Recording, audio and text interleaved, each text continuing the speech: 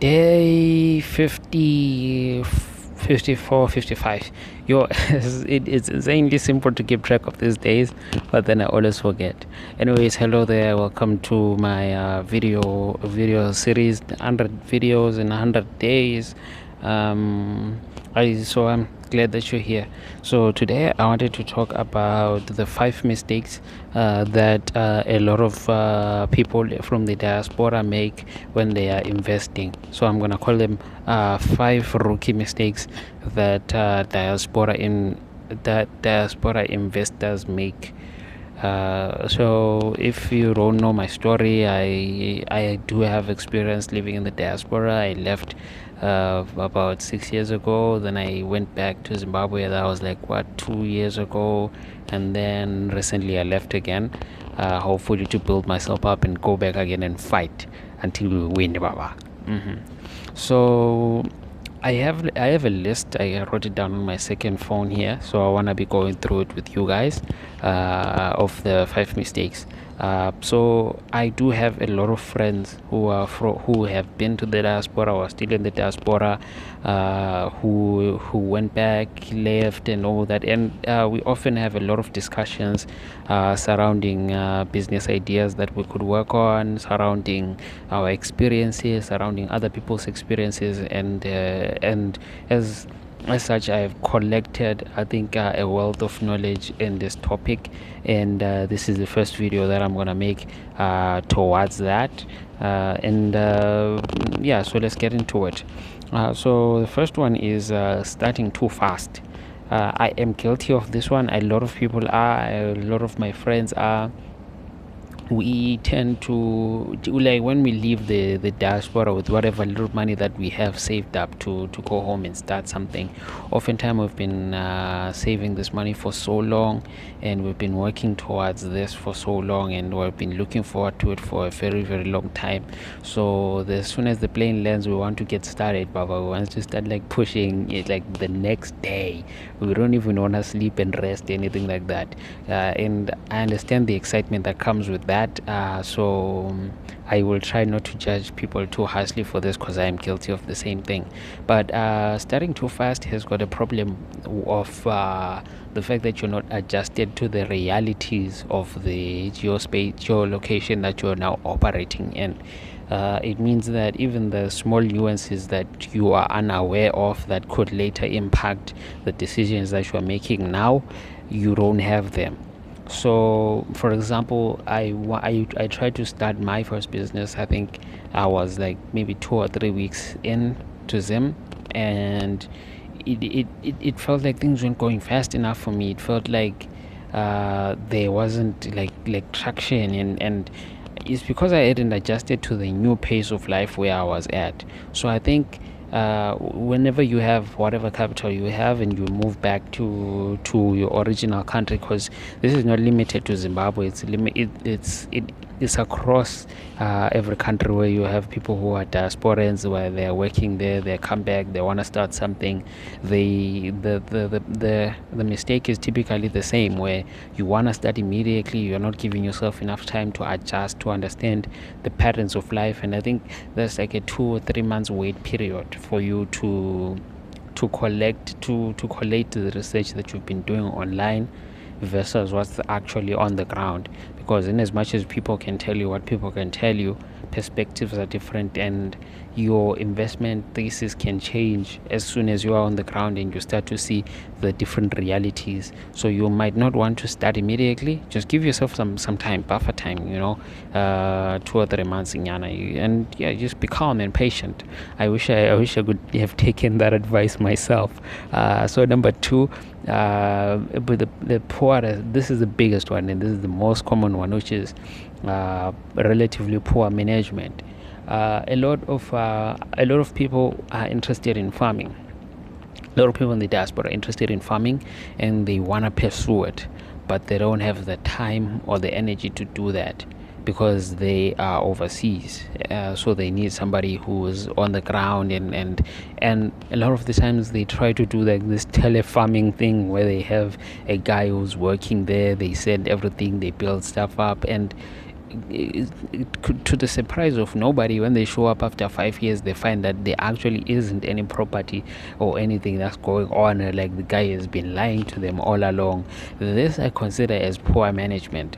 If you're interested in the following sectors in Zimbabwe, like or in your country, like mining, like agriculture, like construction, or let me see which other one, like things like that, you need to be on the ground yourself. It may not be every day, it may not be every week, or like, but then you just need to have a presence, like your physical presence. It changes everything in business, whatever business you're operating. Being in like being physically present, it changes the dynamic. So for example, you might not think that things are you might think that, oh, these guys, they are working for me, like they're doing everything, and you're assuming that the things that they are telling you is true. But then as soon as you get on the ground, you start to realize, oh, they spend the whole day here doing nothing really. And it's very, very common. I've heard so many stories. I'm sure you also hear a lot of stories about people who come back from the diaspora after sending money and all of that stuff for years to people here, and then they find that they don't have anything that they invested in. I know that it's very, it feels like you're wasting time, and that you're not using your money correctly if you're just keeping it, saving it, and all that stuff, instead of sending it back home to start your investment. But trust me, you'd just be better off putting it in a exchange funded in index, and just like letting it sit there, and then withdrawing it, and starting your thing on the ground with all your money after you leave. Because trust me, you do not want to do that thing where you give your money to your relatives and ask them to save it up for you, or you want to give it to them and ask them to make investments on your behalf. Because initially, like I said initially, like there's nuances that are on the ground that you will not understand, that other people may not understand, but then you will understand as soon as you see it on the ground. You start your business, or you start your construction, whatever, and you go on the ground. In a week, you see, okay, this is gonna be a problem. In like 3 months, this is gonna be a problem. In this time, this is gonna be an issue here, and now you have an updated investment thesis, instead of like just letting other people think and decide for you. That's going to affect you in the future. Like if you have money and you take your money and you put it in a savings account, and it makes you maybe 2 or 3% every year, and it's compounding, you're better off letting that money live there until you have enough time and energy to actually be on the ground and be building things yourself, than giving your money away to people and assuming that they're going to do a good job. Especially if they don't have a great track record, or any track record, which is seldom what people we just assume that people are going to do a great job. That's why a lot of people in the diaspora, they end up losing their money and losing their property, all of this stuff. That's how it happens. So take your money and maybe put it in an investment account, put in somewhere where you don't have to like worry about it or like fret about it. Yeah, of course, there's sometimes the percentage of interest are eaten up by the loss in inflation, but then that's much better than losing all your money that you worked 3 years for, just because you didn't want to be patient for a little bit. Okay, so rule number 2, the mistake number 2 that people make is not negotiating. When we live in these countries where some goods are relatively cheap, where we're not trying to start businesses or anything like that, when we live in these countries, we start to get we lose the skill of negotiating, because we don't really need to negotiate for anything. If a price is listed, then you assume that is the last price, because generally in these countries that we live in, nobody like really has time to haggle for prices, because it's meaningless. But then and also, like, nobody is setting prices such that there is a need for you to haggle, because sometimes when you're coming from the diaspora and people know that you're coming from the diaspora, the prices have got a name for you. Like there's specific prices for specific people, and I've seen this several times. So it is important that when you get to a place, or when you're starting to run your business or whatever you're doing, make sure that you negotiate, you try to push for a better price, because in as much if you don't push for a better price right now, and 5 months or 6 months in, your business isn't doing that great, you need to speak to suppliers to reduce your prices, you want to improve your profits, you want to stay in the game. Now you've set the precedence already that this is the prices that you take. And believe me, like, word gets around very fast that okay, if you want to, if this guy comes around, you charge him this price, because he already took that price from that guy. So always negotiate. Like if you are in the countries, if you leave the diaspora, you go back, you are building a business, you're studying whatever you're studying, always like negotiate. I know it's not going to be, it's going to feel like maybe you're being disingenuous or you're not being generous to people and all that stuff, but then, my friend, this is business. We're here to make money in business. We'll make friends after, but firstly, we're here to make money in business. So please make sure that you set a precedence, that you negotiate prices, that you try to push costs down and all that stuff, regardless of whether or not they know that you're from the diaspora.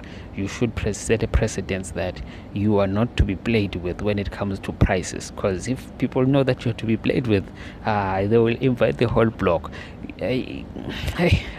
So let's go to the next one.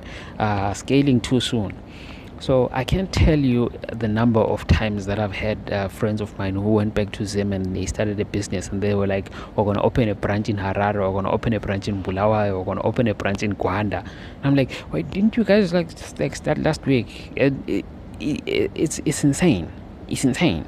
People, they want to scale up fast because they see that, like, in Western countries or Eastern countries for people like me, or Middle Eastern countries for wherever you are, they see that okay, businesses that tend to do well tend to do that with scale, which is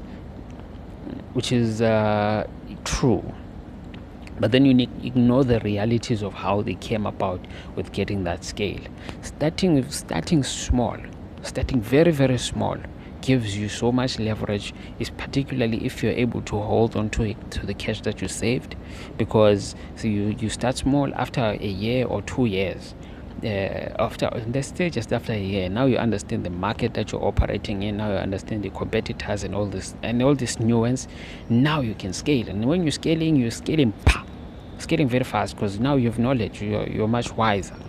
But then if you start and scale too early, now the mistake that you make in one branch is going to be multiplied into those other branches that you make, into those other separate businesses that you make. So it is important to, like, calm down with your scaling, because I've seen it happen so many times. People scaling for no reason. Just calm down and just focus on understanding the industry that you're operating in, and all of that stuff before you move into scaling. So the last one is paperwork. A mistake that a lot of people make when they come from the diaspora is that they are so focused on getting paperwork, more focused on getting paperwork than they are on getting clients.